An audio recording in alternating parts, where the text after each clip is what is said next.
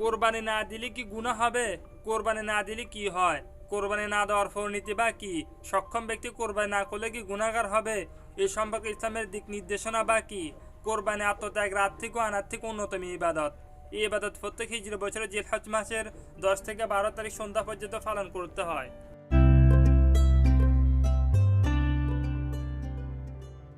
সমর্থবান ব্যক্তির উপর কোরবানি দেওয়া ওয়াজিব।